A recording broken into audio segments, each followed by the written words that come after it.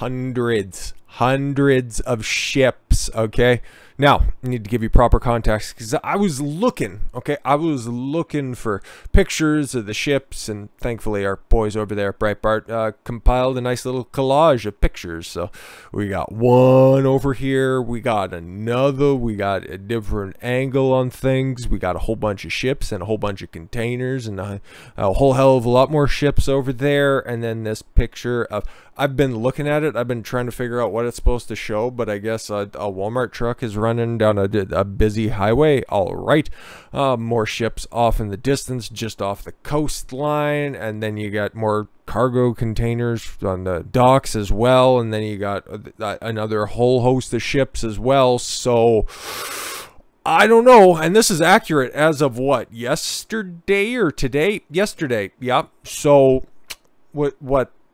Okay, all of these got cleaned up overnight. Okay, not for the fact that these ships have been backed up for how many weeks, how many months at this point? Oh, okay, cool. But yeah, record number of container ships waiting off port of Long Beach, Los Angeles, says an executive, so somebody who's there. Let's see. Okay, United States' largest container port now has record backlog of ships and containers, according to Jen Psaki, an executive director at the Port of Los Angeles. Okay, so this is somebody who definitely knows the situation, okay? Very important to note that. Now, we have about 2 weeks worth of work sitting at anchor right now. Not even on the docks. That's a frightening proposition. Psaki told CNN, okay. Adding that port workers are currently trying to prioritize the cargo that needs to move from the port as soon as possible. Some 200,000 shipping containers remain on ships off the coast, he added. Holy fuck. And I thought Jean spelled like that was a girl's name. Sorry. There's products that need to get out of there super fast speed, he said. Think about the toys, the other Christmas products and parts, components for factories.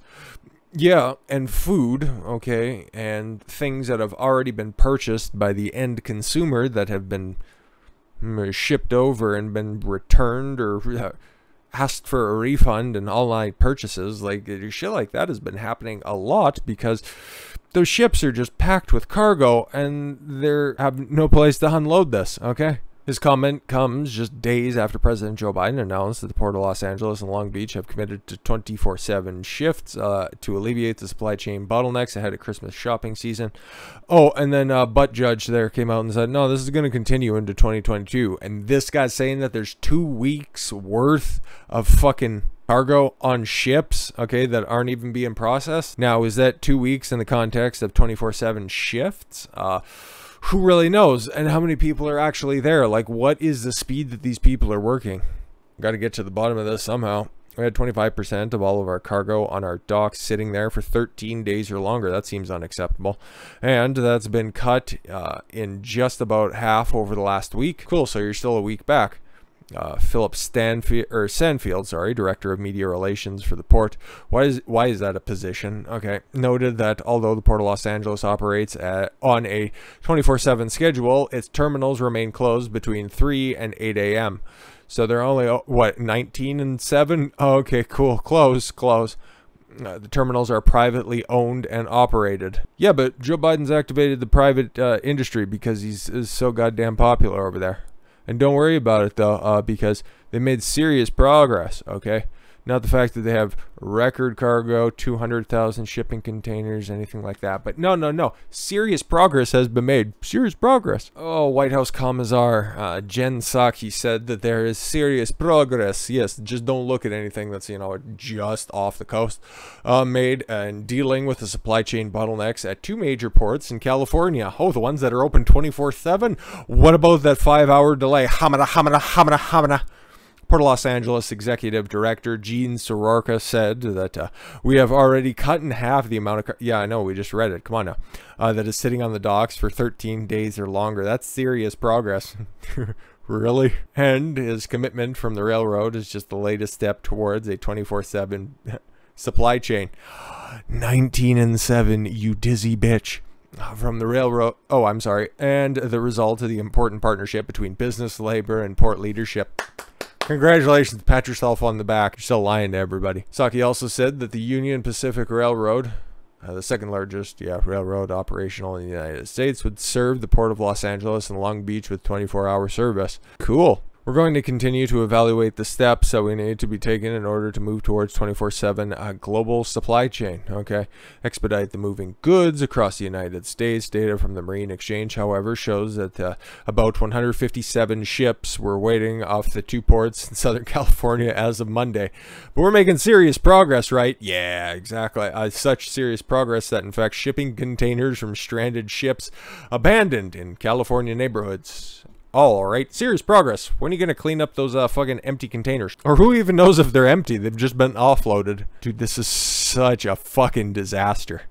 Shipping containers stranded for weeks at sea are now reportedly being abandoned in California neighborhoods. Sweet. Yeah, I bet you they're getting offloaded at a record pace, though, that's for sure. Anaheim Street in Los Angeles has become one of the locations where the overflow of empty containers now line local... Oh, they are empty. That's cool. Oh, you can just house the homeless that way. In a nearby UCTI trucking deals with more than they can handle under the local port's 24/7 operation. Not quite true, but okay. It's a bunch of neighbors that are very upset because it's a non-stop issue. No, could you imagine listening to those fucking containers, especially when they're empty too, just rattle around off trucks every fucking waking moment of the day?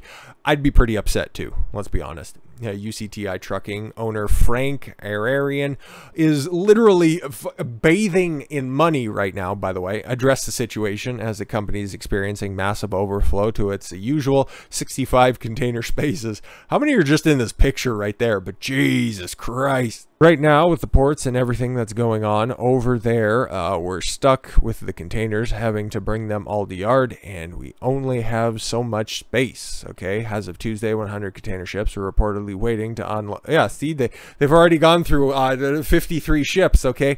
And more keep showing up as we continue to go on, okay? And at the beginning of all of this, what slowed down the supply chain to begin with was a lack of those very cargo containers. So the fact that they're getting processed, they're getting offloaded, and then you're just sitting on a whole host of empty containers, now you start to see why this is going to take a little while to fucking figure out. But no, that's not the reason. Okay, that's obviously not the reason. Okay, it's lower unemployment rates, higher demand leading to empty shelves and port delays.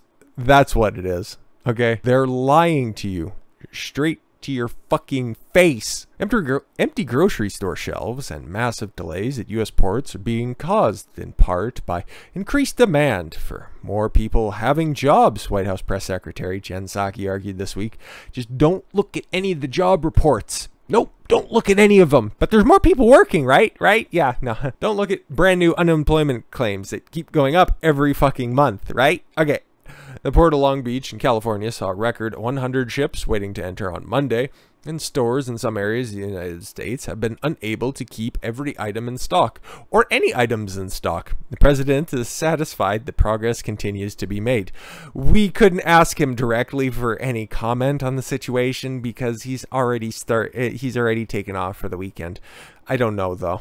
I just assume so. That or he's sleeping like 18 hours a day, so who really knows? And one of the reasons that there's been so much traffic in a lot of these ports is because there are more goods that are being ordered by people across the country. Lying cunt! People who have more money, expendable resources. Wow, their wages are up. More people are working than they were a year ago. Unbelievable. This is, oh my god. And port to port, it's different. It's really not, okay? But statistically, some of those ports have 20%, 30% increased volume as a result of that. You lying whore. He also said President Biden took action months ago. It's literally a ball of shit rolling down the hill, collecting everything in its fucking path. This is incredible, including convening a task force. Oh yes, getting more talking heads, engaging more of the think tanks. That's obviously clearly helped. Aimed at minimizing supply chain disruptions. If he did that months ago, that task force severely fucking failed. Whose work focused in part on getting manufacturing sites back up and running and coordinating with unions to address worker shortages. Again, failed tremendously. I think it's important thing to understand here is that there are multiple issues that are impacting the supply chain. Okay, cool. Could you point to anything that's actually truthful, though, or are you just going to continue to lie through your wooden teeth? And some of that is that as the economy is turned back on, sure, pal, more people had expendable income, wages to buy more goods. More people are buying more goods. Even though during the pandemic, when all of the big box stores were still open and a lot of people were just doing all of their shopping exclusively online, there wasn't a supply chain problem when you had bigger online purchasing happening. So no, clearly Biden's helping and everything's fine. Don't mind the pictures, don't mind the evidence. People have also started to buy more things online now that everything's open. Oh, okay. And so that is also impacting the volume, and there's the need for more.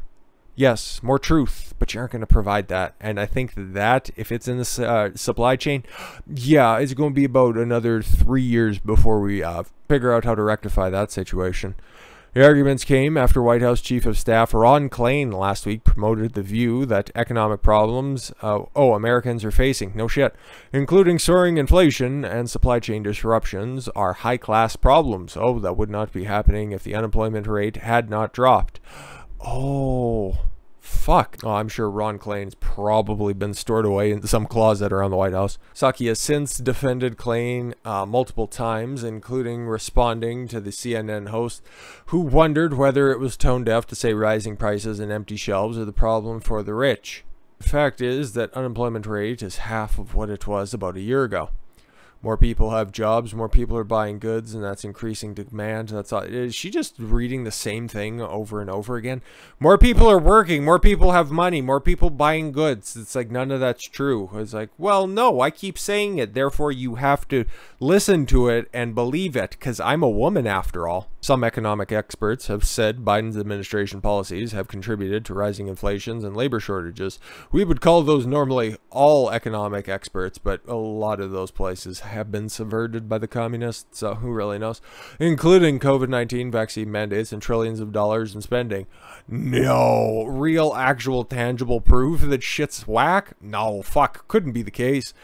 Republican members of Congress also say that Biden's administration bears much of the blame for the economic shortages and took offense at how Psaki joked about the treadmill shortage during the briefing on Tuesday.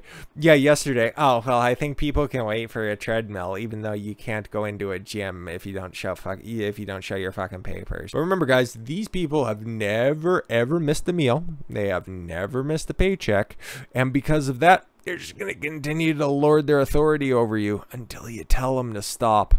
We got a little bit more of a fluffy video up next because some breaking ass news just happened. Yeah, they might have found that Brian Laundrie kid.